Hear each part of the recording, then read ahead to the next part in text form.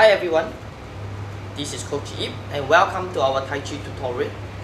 Today we are going to talk about the bow stance, how to perform a 180-degree rotation, especially in our Tai Chi routine, that it is actually very common.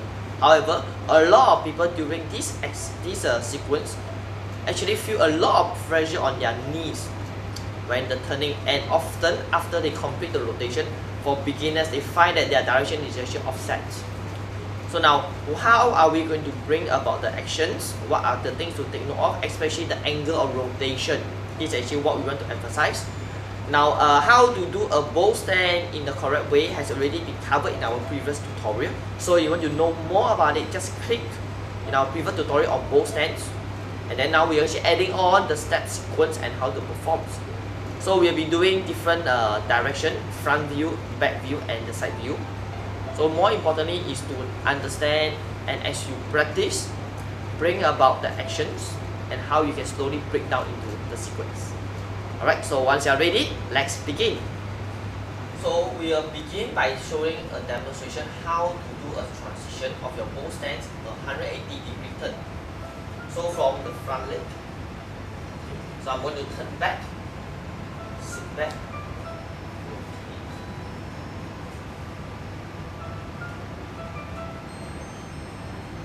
one more time, I'm going to turn back.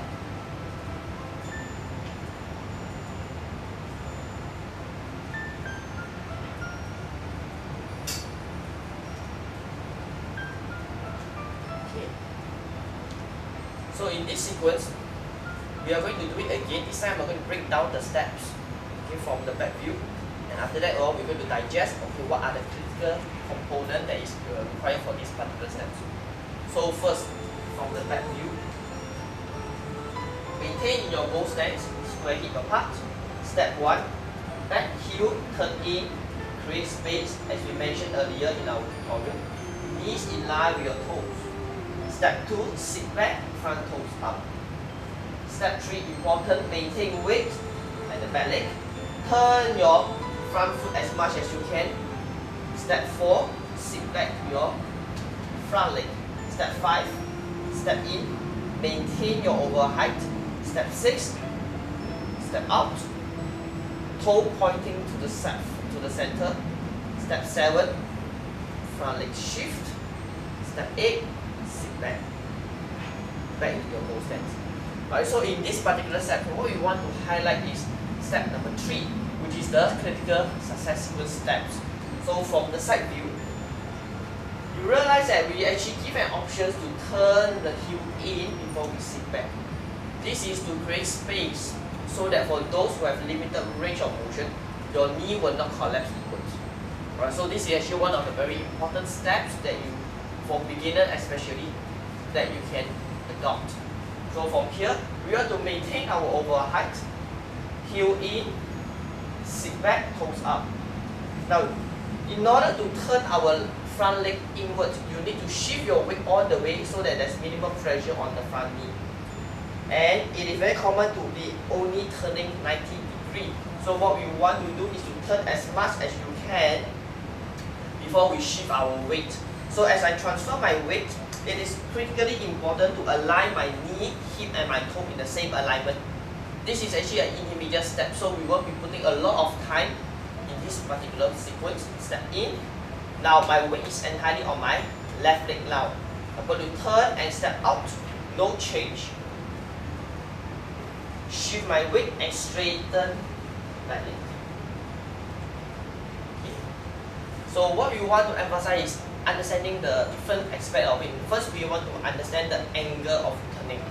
So for the body, when we are turning, we are actually turning a 180-degree turn.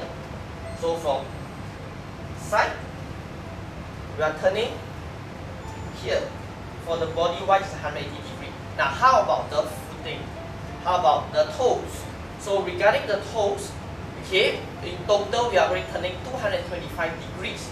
Now how does it come about? It is the summation of both angles by the toes. So first, let me show you again. Front leg, as my heel turn in, sit back. Now as far as possible, my front toe is going to turn between 90 to 135 degree, ideally, or to your maximum. Let's say now I'm turning 135 degree, I will step in.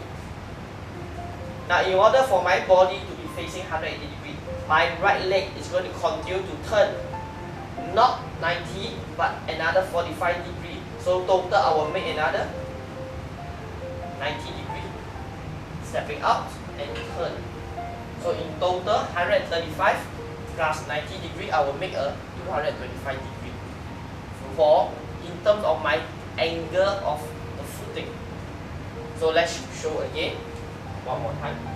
Combine it with your hand movement, your 野马分钟. As we sit back, turn in, shift, right leg step in and brace. Right leg step out 90 degree, sink, spread both arms. Now into my bow stand. So I have completed a 180 degree turn in terms of bow stand, where my toes in total actually turn. Now what happened if my front leg did not turn as much? So if my front leg did not turn as much, which is actually very common. So let's say I'm only turning 90 degree and I shift. Now my body is facing front. In order for me to complete the whole rotation, now my right leg has to cover the rest of the angle, which is 135. Sink and we press. So ultimately, whether you are turning more in the first half or the second half, we want to complete a 220 degree angle for toes. Now in terms of coordination, let's say in the teamwork, it is always easier to standardize so that as the whole team transit, it looks very uniform and nice. So that is actually one thing that we'll note. Alright, so in doing this transition, other than the angle, knee, hip, toe always point in the same direction, so engage your thigh and the height should always remain. So that is how we want to do a 180 degree turn for the bow stance. Alright, so we have come to the end of our tutorial for your bow stand transitions. Hope you find it beneficial and how to break down into steps.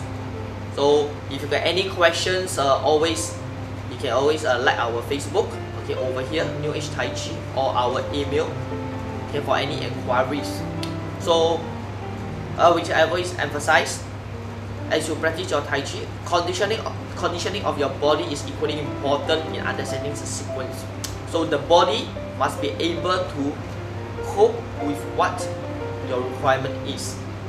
So let's say if you find that when you go a lower stance and your knees can't seem to point into a line with your toes, it is alright to keep your stance slightly higher.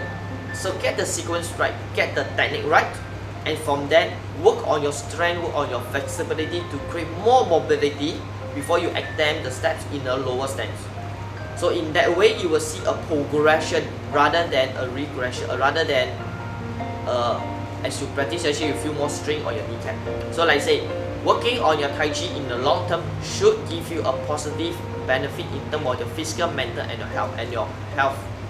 So when we have that in mind, whatever that we practice, we will know that what is it that we are actually striving for. So Tai Chi is a lifelong learning journey. So never give up.